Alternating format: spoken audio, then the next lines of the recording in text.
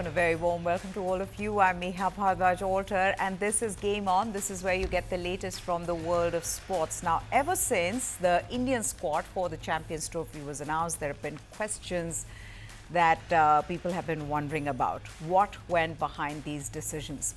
Indian coach Gautam Gambhir, he came for the post-match press conference after India defeated England 3-0 in the ODI series. And it was a perfect opportunity to ask him to explain the rationale behind some of those big decisions in selecting the squad for the Champions Trophy 2025. Number one point was mystery spinner Varun Chakravarthy. He was picked in the 15-man squad in place of Yasasvi Jaiswal, which left many wondering what justified that selection call, given that India has as many as 5 spinners in the squad now. To this question, Gautam Gambhir said, and I quote, "The only reason was because we wanted another wicket-taking option in the middle, and we know what Varun Chakravarthy brings to the table. We know that Varun can be a massive threat, and with a lot of teams who haven't played him, and he could be an X factor as well. I'm not going to say that he's going to start and all that stuff, but it's always good to have a strong bowling lineup because we know that if we can actually get those wickets in the middle, it's always going to be an advantage, and that was one of the reasons. Otherwise, we know that Yasasvi has got a fabulous future ahead. It's just that we could only pick 15. Now, Chakravarthy has played 18 T20Is for India. He's been in a very good form recently. He won Player of the Series award as India defeated England 4-1 in the 5-match T20I series earlier this month. He was given his ODI debut against England in Cuttack, and he finished with the bowling figures of 1 for 54 from 10 overs. However, he did miss out on the third ODI due to a sore right calf. Now, Gautam Gambhir also explained his decision for promoting Axar Patel up the batting order over KL Rahul in the first 2 ODIs. He said, and I quote, "It's not about the batting order." He says, "It's about who can create what impact. If you have the option of putting a quality left-handed batter in the middle, why won't you do that? Why would you want to have your top 5 as right-handers? We don't look at averages and stats and all that stuff," he said. He also said, we look at who can deliver more at that number, and Axar has done fabulously well. Both the games in which he got the opportunity, he delivered for us. I know there will always be talk, there will always be people talking about it, but I think that's the way we want to go in future as well. For the record, Axar Patel scored 52 runs off 47 balls at number 5 in Nagpur, which is the first ODI, and then 41 not out in Cuttack. And Gambhir's fondness for this left-right combination also led to the Indian team picking Yasasvi Jaiswal for the first ODI at the cost of Shreyas Iyer. Iyer did play that game as a replacement, though, for Virat Kohli, who had an injury on his knee.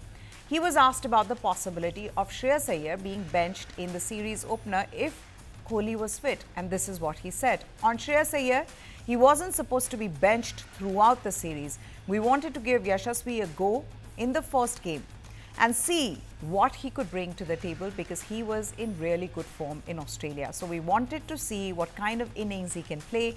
I know that one innings, you can't judge someone by one innings, but we always knew that Shreyas was going to be an important player for us. What he has done at number 4, because at number 4, he played well in the World Cup, or forget about even the World Cup, he's just a very important player. So, which again leads me to the question, he said, it was one innings. My question is, what if Yasasvi Jaiswal has actually got on to score a big century in that match? What would they have done then? Had Shreyas Iyer sat out, things would have been different for Shreyas Iyer. So the question then is that why is it that a plan is first thought of and then abandoned so very quickly? That's the question that everybody has been asking. Now, on to Royal Challengers Bengaluru and Rajat Patidar. He's been named the new captain of RCB for the Indian Premier League 2025, which begins on 21st of March. The confirmation came amidst wide speculation that Virat Kohli could actually be named to lead RCB once again after they did not retain Faf du Plessis, who led the Bengaluru IPL team from 2022 to 2024. Now, RCB made the announcement in Bengaluru today in an event that was attended by team director Mo Bobbert, head coach Andy Flower and Rajat Patidar. He has played 3 seasons for the franchise since joining them in 2021 and has grown into one of their key batters, having scored 799 runs in 28 matches at a strike rate of 158.85. 31-year-old was one of the 3 players that RCB had retained ahead of the mega auction in November. While this will be his first captaincy stint in the IPL, he has captained his state team Madhya Pradesh in the 2024-25 seasons of the 20-over Syed Mushtaq Ali Trophy and the 50-over Vijay Hazare Trophy. Those tournaments were his first full-time assignments as captain in domestic cricket. Patidar was the second highest run getter in the Syed Mushtaq Ali Trophy with 428 runs in 9 innings at an average of 61.14 and a strike rate of 186.08. In the Vijay Hazare Trophy, Patidar scored 226 runs at an average of 56.50 and a strike rate of 107.10. Now, RCB have not won the IPL title yet, though they have been finalists 3 times, the last of which was in 2016. They have made playoffs in 4 of the last 5 seasons, including in 2024 when they won their last 6 league matches to get into the top 4, but then lost the eliminator. With RCB now appointing Patidar, Kolkata Knight Riders and Delhi Capitals are the only other teams yet to name their captains for the upcoming season. Shreyas Iyer, KKR's captain last year, he will lead Punjab Kings this year, while a former DC captain Rishabh Pant is now leading Lucknow Super Giants. And RCB's team director Mo Bobbert, he said Virat Kohli has a natural penchant for leadership which will benefit the new skipper, adding that the former skipper does not need a captaincy title. This is what he said, and I quote, "Virat was an option for captaincy. I know that the fans would have probably leaned towards Virat in the first instance, but my point on Virat would be that Virat doesn't need a captaincy title to lead. Leadership, as we've all seen, is one of his strongest instincts. I think it just comes naturally to him.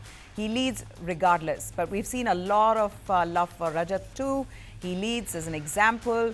The volume of runs and the strike rate that he scored last year was so important for us. Everyone in the field knows that they've got to be up to their standards because of him. Everyone's seen how much he likes a fight and a scrap. All right, we move on to football, and Bayern Munich looks set to survive the new Champions League playoffs round. They scored either side of the halftime through Michael Olise and Harry Kane, but had to endure late pressure from host Celtic before securing a 2-1 victory in their Champions League playoff this morning in Munich. Olise's stunning shot in the 45th minute put the German side in front, and Kane doubled the lead with a 49th minute volley at the far post. Kane should have sent Bayern in front 3 minutes before the break. Instead, the England captain headed into the side netting from Olise's corner. Just as Bayern's lack of ruthlessness threatened to be costly, Olise opened the scoring in an emphatic style. The 23-year-old lashed a terrific left-footed shot from 16 yards high beyond the despairing Schmeichel right on halftime. Olise had earlier benefited from the break of the ball on the angle of the penalty area. Bayern fully merited their lead. Celtic then cut the deficit in the 79th minute thanks to Dyson Maida's close-range header to inject late drama into the match. Bayern defended well as Celtic poured forward and needed a fine save from keeper Manuel Neuer in stoppage time to hold on to victory ahead of their Tuesday's return leg in Munich to decide a place in the round of 16. Bayern had joined Real Madrid and Manchester City as Champions League title winners in the past 5 years, who surprisingly found themselves in the playoffs because they finished outside the top 8 in the new 36-team single standings format. Madrid won 3-2 in Manchester on Tuesday. I think it's cliche to say, but it's like it's the first half of the game, but overall I think it's a really good result.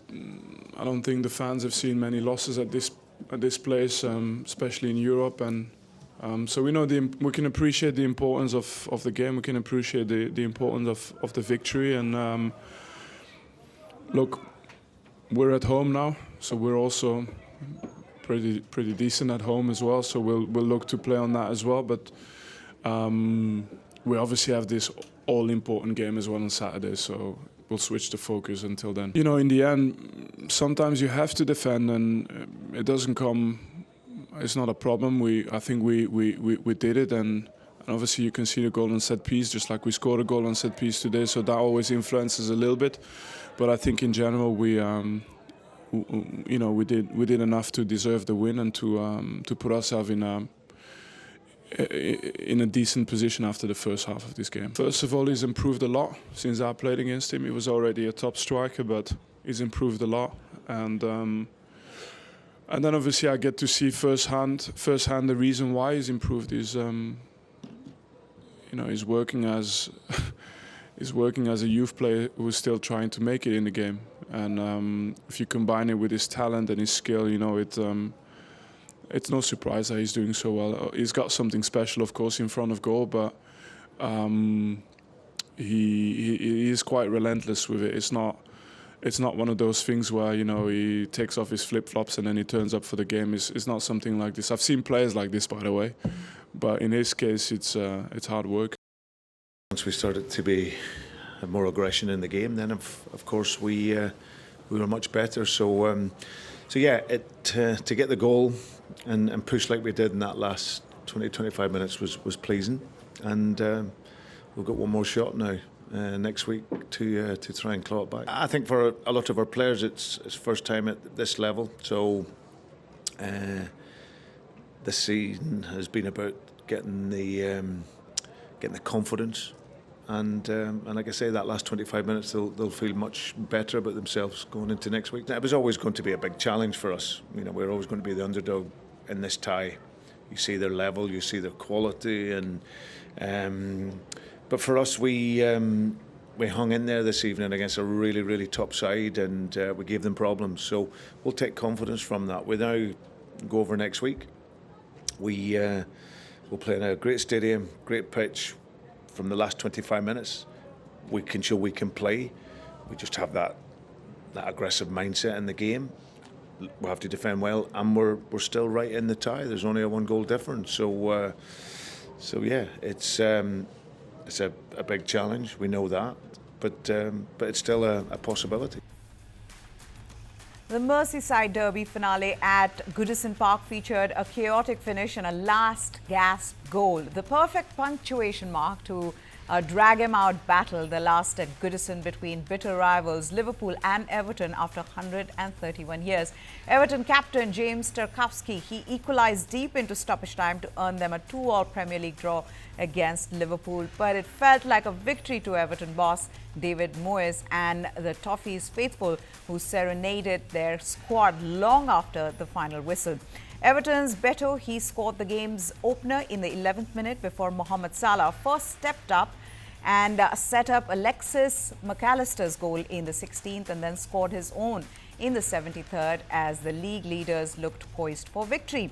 Liverpool's boss Arne Slot and assistant Sipke Hulshoff were also shown red cards, meaning neither were permitted to speak to TV after the game or attend a post-game press conference. The stadium exploded after a lengthy VAR for offside ruled Tarkowski's goal good. And the final derby then, before Everton moves to their new stadium at Bramley Moor Dock for next season.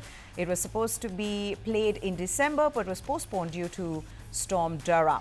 The draw, which featured 4 goals and 4 red cards, was a fitting finish, with neither side able to claim permanent bragging rights. The tally totaling 41 wins apiece and 38 draws. Liverpool's single point put them 7 points clear of the second-placed Arsenal atop the Premier League table, while the draw has Everton 10 points clear of that danger zone in the 15th position.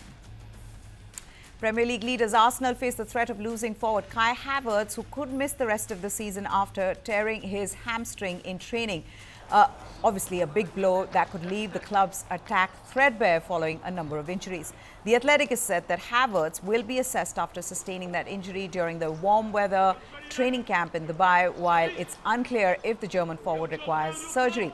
The 25-year-old is Arsenal's top scorer this season with 15 goals in all competitions. The warm weather training for Arsenal in Dubai arguably hasn't gone according to plan after a season-ending injury was revealed to have occurred to Kai Havertz. The injuries to Martinelli and Havertz occurred less than 2 weeks after that January transfer window closed, with Arsenal not opting to sign any reinforcements. Although Arsenal are out of both domestic cups, they are second in the Premier League, 6 points behind Liverpool, and they're also in the last 16 of the Champions League. They travel to Leicester City in the league on Saturday. Now, News 9's Indian Tigers and Tigresses football trials continue to be a successful journey for all of us, and this is the journey of the Punjab chapter. It is a nationwide search for young footballing talent, building on the success of the Delhi trials. Another exciting round of trials has been concluded in Ludhiana in Punjab. The Pan India initiative, which aims at improving the level of football at the grassroots in the country, provides young players with a golden opportunity to train in Austria. After the blockbuster opening round in Delhi last week, the second round also saw a strong turnout of aspiring footballers eager to showcase their skills through the one-of-a-kind initiative supported by the Punjab government. Young boys and girls thronged to Government Senior Secondary School in Kotala, Ludhiana, with more than 600 kids competing for a chance to progress. The age 12 to 14 category, it witnessed the highest number of participants, setting the stage for a competitive and a thrilling selection process. The trials were conducted by the head coach of the women's senior team and the men's under-15 team of Sudeva Delhi FC, Deepak Jaiswal. The best performers from both categories, they advanced to the next stage, bringing them one step closer to a once-in-a-lifetime opportunity to train with the best in Austria. The selected ones will be amongst a total of 400 boys and girls who will train and compete at a 2-day camp in Delhi, out of which 32 boys and girls will be selected and sent to Austria, with a select few also earning a fully paid scholarship at Sudeva Delhi FC, owned by Delhi Soccer Association President Anuj Gupta. The trials were structured to replicate real match scenarios, with players divided into 2 teams for each category. The 12 to 14 age group kicked off first, with both teams battling it out over 2 intense halves of 10 minutes each. Following an action-packed game in the younger category, the 15 to 17 age group took to the field in a similarly structured match. With competition levels running high, players gave it their all, hoping to impress the selectors with their skills, their decision-making and their overall game awareness. A similar format was followed for the girls as well, with multiple children being selected from both age groups. The trials saw various kids coming from all parts of Punjab, with many travelling from places like Amritsar and Pathankot. A young boy by the name of Satvik Sharma, he travelled all the way from Jammu and Kashmir to turn up for the trials. So, with excitement among the kids reaching fever pitch, the action now moves to Bengaluru, which will witness the third round of trials on 15th of February. Now moving on to boxing, Imane Khelif, who won Paris Olympics boxing gold amid a gender eligibility row, has accused the International Boxing Association of making false and offensive accusations after it launched legal action against the IOC for allowing her to compete. The IBA announced in a statement on Monday that it was filing a complaint with Swiss Attorney General Stefan Blatter against the International Olympic Committee, citing safety concerns over gender eligibility. Similar complaints are to be filed in France and the United States. The IBA's complaint specifically mentioned Algeria's Khelif and Taiwan's Li Yuting. The president body cited US President Donald Trump's executive order banning transgender women from female sports is validation of its stance. Khelif, who has always competed as a woman, was banned by the IBA from the 2023 World Championships after a sex chromosome test that the IBA said rendered her ineligible. However, after the IBA lost its Olympic recognition over governance issues, the IOC took control of boxing and cleared Khelif to compete in Paris, stating she was born a woman and had a long history in female competitions. Khelif now has said that IBA have again made baseless accusations that are false and offensive, using them to further their agenda. The IBA said in its statement that the IOC's decision to permit both boxers to participate in the Olympic qualifiers and win gold in Paris had denied opportunities to deserving female athletes. Khelif and her team now are saying that they are reviewing the situation. They would take legal action to protect her rights. The IOC has said IBA's statement was just another example of IBA's campaign against the IOC. With boxing's Olympic future uncertain, the IOC has not included the sport in the Los Angeles 2028 program and has urged national federations to establish a new global body or risk Olympic exclusion. Okay, now 2 teams, 2 minutes, all the snowballs that you can throw. Those are the rules at the annual Koide International Snowball Fight in Yoonuma in Japan, where around 120 teams are whittled down to one winner pardon me, over the course of a day. The organizers say it is the largest event of its kind in the country, where snowball fighting, known as Sports Yukigassen, boasts an official body that has campaigned to take the sport to the Winter Olympics. According to the rules published by the Japan Yukigassen Federation, which was not involved in organizing this event, are counted out when hit by snowballs. Pretty simple. A team wins once all opponents are out. Yoonuma is deep in Japan's snow country, a region that has been, just a lot of snow, that has seen a lot of snowfall, record amounts of white powder this winter. More than 3 meters of snow had accumulated as of Sunday, according to the measurements by the Japan Meteorological Agency. And we just found these visuals so interesting and fun that we thought we will bring them to you. Maybe it's time to get something as fun and exciting in the Winter Olympics. What do you guys think? Let us know. Goodbye. Thanks for watching. さっぱり食べたい方はレモン汁でぜひ試してみてください。